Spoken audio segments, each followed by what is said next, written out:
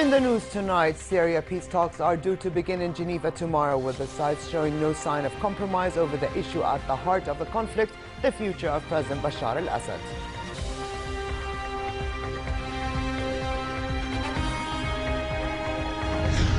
A car bomb kills 27 people in the heart of the Turkish capital, Ankara, and wounds 75 more, initially blamed on the PKK less than a month after a similar attack. And German voters punished Chancellor Angela Merkel's Conservatives in regional elections, giving a thumbs down to her open-door refugee policy and turning to the anti-immigrant Alternative for Germany. Good evening and welcome to a new edition of the news. Here are the details. A royal decree was issued ratifying the 2016 elections law as passed and enacted by the Senate and the lower house of Parliament in line with Article 31 of the Constitution. The upper house ratified the law after requesting some amendments.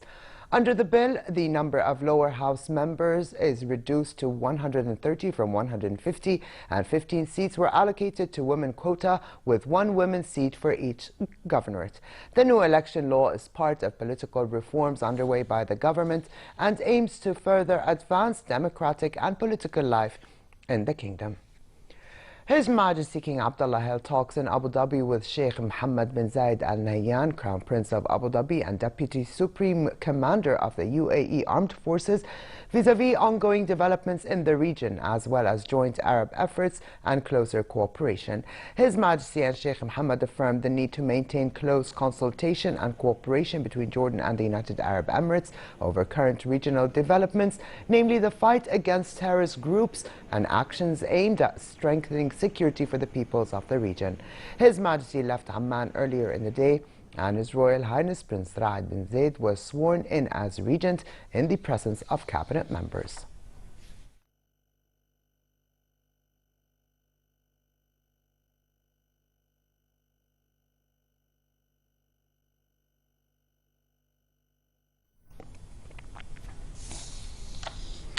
Prime Minister Abdullah Mansour met here in Amman with Indonesian Minister of Foreign Affairs Retno Marsudi and her accompanying delegation in the presence of Minister of State for Media Affairs Muhammad Al-Momani.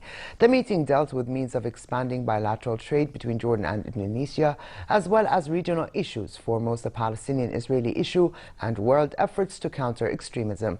The Indonesian minister said her country is interested in entering the region's markets through the Aqaba port, as well as opening an honorary consulate in the port city. The cabinet, during a session chaired by Prime Minister Abdullah Mansour, was briefed on prospects of organizing a shopping festival in Jordan this summer to spur trade and tourism during a month-long event that would include a variety of activities. The shopping festival, modeled after similar events organized by other countries, including regional states, aims to attract national and foreign visitors and shoppers through special offers and promotions among a host of activities. Minister of Industry, Trade and Supply Mahal Ali said the plan is being discussed with other stakeholders such as the Ministry of Tourism as well as private sector businesses. U.S. Secretary of State John Kerry said the United States is looking for a way to break the deadlock between the Palestinians and Israelis.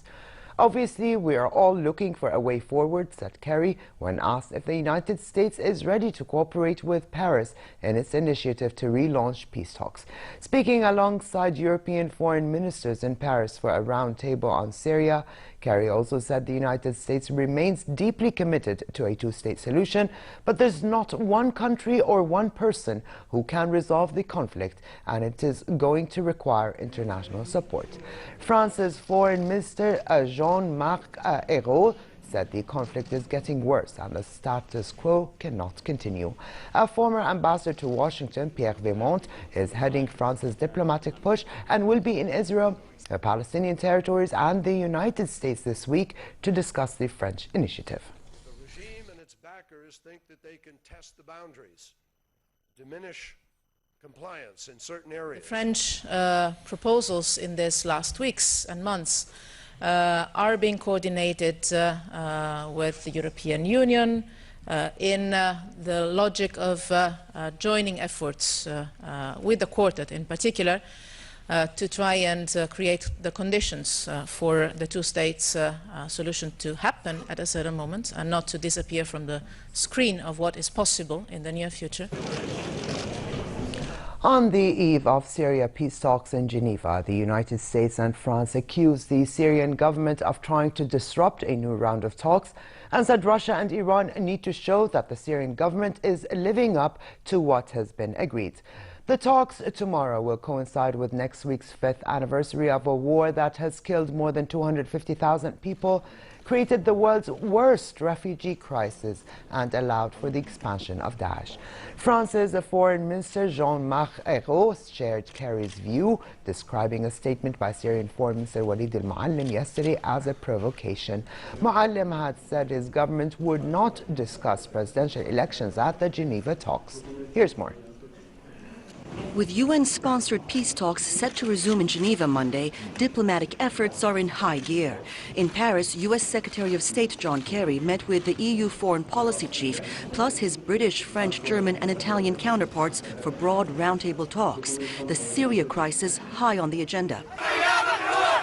Next week's talks coincide with the 5-year anniversary of the start of the conflict, which has killed more than 250,000 people and created the world's worst refugee crisis.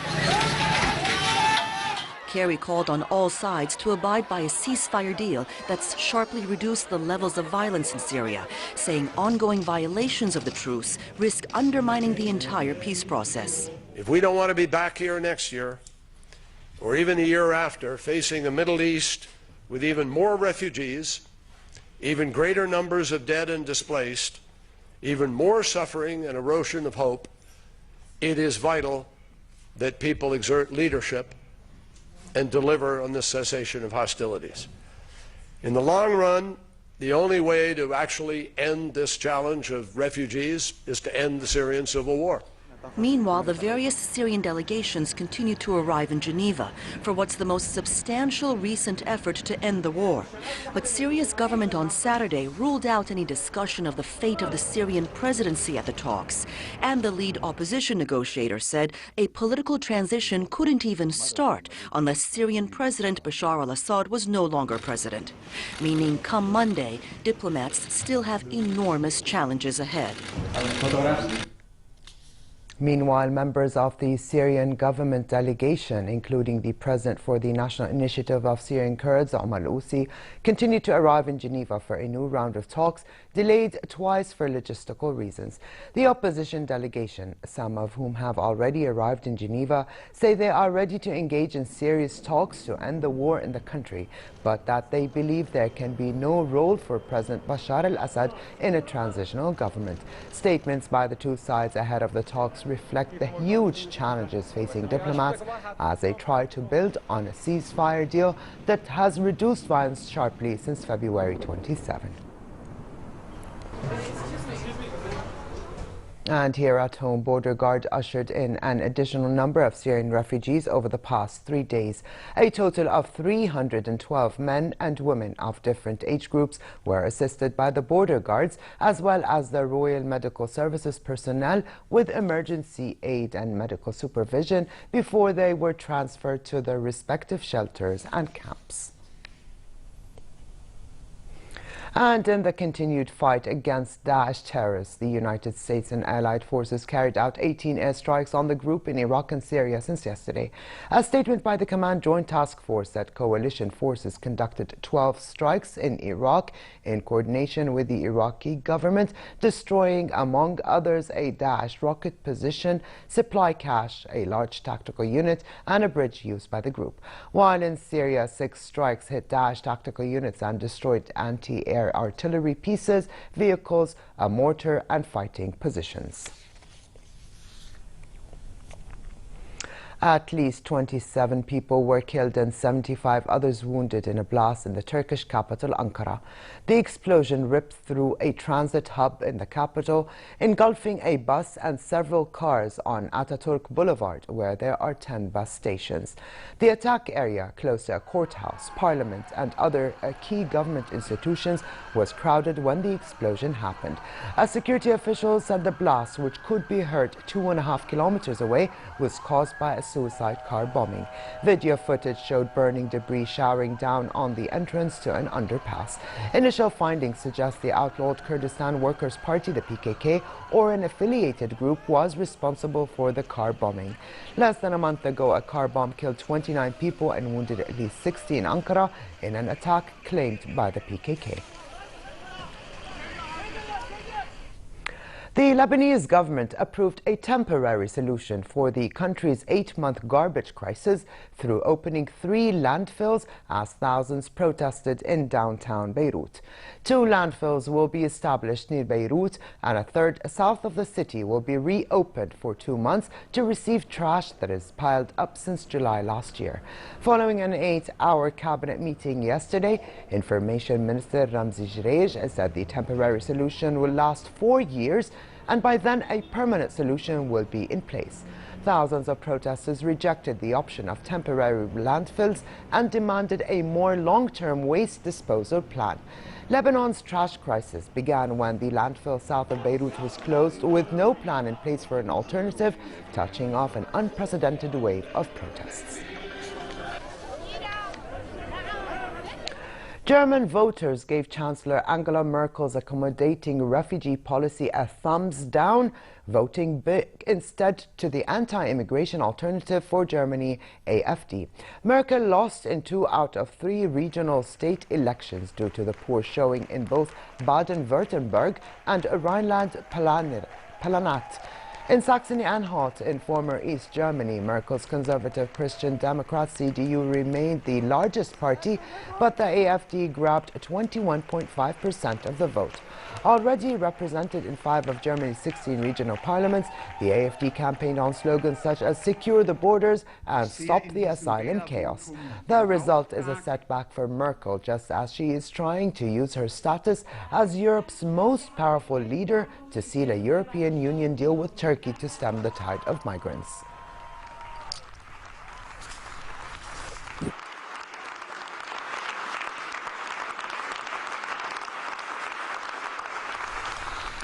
"19 migrants were rescued by the Italian Coast Guard from a drifting rubber dinghy near the Greek island of Kos. No details of their nationalities or health condition were immediately available, but all male were taken to a port on the island. The Italian Coast Guard is operating in the Aegean Sea as part of the European Union's external border force, Frontex. Meanwhile, Greece increased efforts to move thousands of migrants near the border with Macedonia to sheltered camps as the spread of infection became evident. Sit down, please. Sit down. Sit down. In the Ivory Coast, 14 civilians and 2 soldiers were killed in the beach resort of Grand Bassam when gunmen stormed the popular weekend retreat and opened fire. Among the dead were 4 Europeans. The Interior Minister said 3 hotels in Grand Bassam were attacked, after which security and defense forces intervened immediately and were able to neutralize the 6 terrorists. He added that the cleanup operation is underway. Al-Qaeda in the Maghreb claimed responsibility for the attack.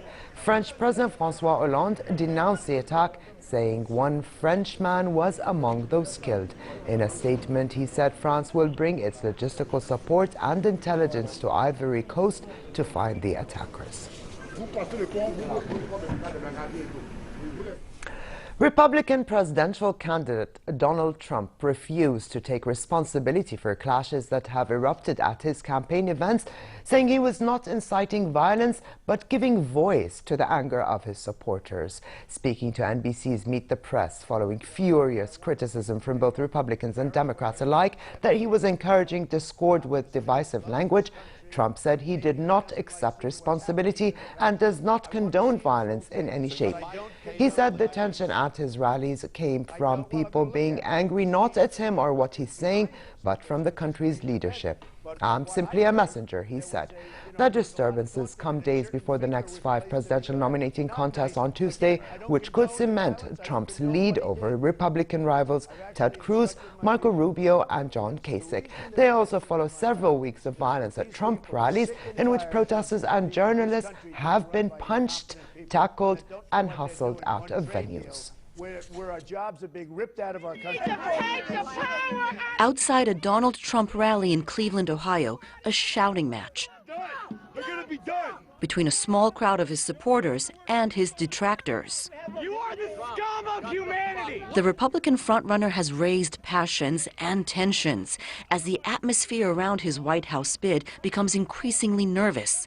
Protester Levita Murray is just plain mad. What enrages me the most is taking our immigrants away from us. Those are our people, and we love our immigrants. So dump Trump. Inside the Cleveland IX Center, it was more than just a shouting match, with scuffles between the two groups and large numbers of protesters ejected from the rally. Trump's Republican rivals say he's helped create this atmosphere with his fiery rhetoric, accusing Trump of encouraging hate and division instead of building unity within the party. Dump Trump! Dump Trump! The escalating rhetoric isn't deterring protester Joshua Lynch. I don't want my kids to get raised up and be like, people hate you for no reason. And I'm not about to act like it's nothing going on. I'm willing to take a stand if it's my last stand. The months-long Republican race may be coming to a head. On Tuesday, several states, including Ohio, hold their nominating contests, and Trump is hoping victories then could give him an almost insurmountable lead for the Republican nomination.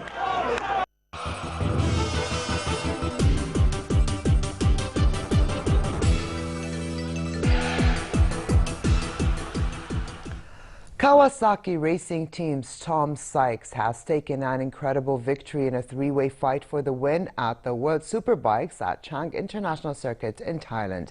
Sykes was locked in a battle with teammate and reigning champion Jonathan Rea and Ducati's Chaz Davis for most of the race, with some of the most electrifying maneuvers of the last few seasons exchanged between the three. After being beaten to the finish line by Kawasaki teammate Rea in the first race, Tom Sykes turned the tables and won race 2. Sykes kept Rea, the series leader, behind him in the run to finish the line and celebrate his first win of the season. With this victory, Tom Sykes becomes the first man to beat Rea in 2016 after one of the most exciting final laps of recent history.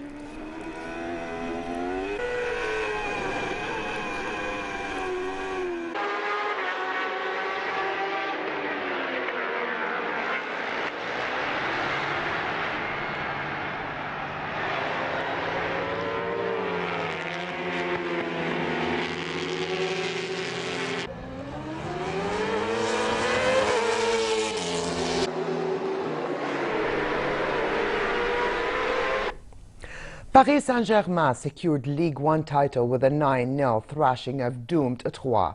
4 goals from Zlatan Ibrahimovic helped Paris Saint-Germain to clinch their 4th successive Ligue 1 title, becoming the first team to win the championship after 30 matches. Ibrahimovic's sensational 9-minute hat-trick followed first-half goals from Edinson Cavani, Javier Pastore and Adrien Rabiot. There was an own goal from Mathieu Saunier, while Cavani added another goal later. PSG moved up to 77 points, 25 clear of second place Monaco, winning the league with 8 games still to play. And finally, a dust storm continues to affect the kingdom for the rest of tonight, with possible rainfall on different regions across the kingdom. Tomorrow, the kingdom will be affected by a cold front, creating a drop in temperatures with a low of 15 degrees Celsius in Amman. Thundery rain is expected, accompanied by westerly moderate to brisk winds, stirring dust in the eastern and southern regions. The Gulf of Aqaba should expect relatively warm conditions, with northwesterly moderate to brisk winds and slightly choppy seas. Here now is the temperatures forecast for tonight and tomorrow.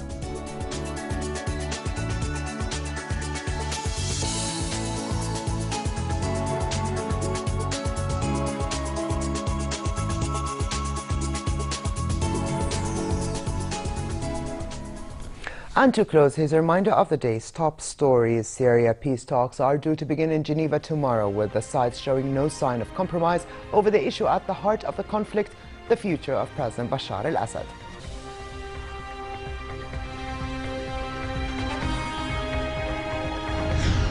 A car bomb kills 27 people in the heart of the Turkish capital Ankara and wounds 75 more, initially blamed on the PKK less than a month after a similar attack. And German voters punished Chancellor Angela Merkel's Conservatives in regional elections, giving a thumbs down to her open-door refugee policy and turning to the anti-immigrant alternative for Germany. And with this, we come to the end of this edition of the news. I'm Ali Tuqan. Thank you for joining us. Have a good night and stay warm.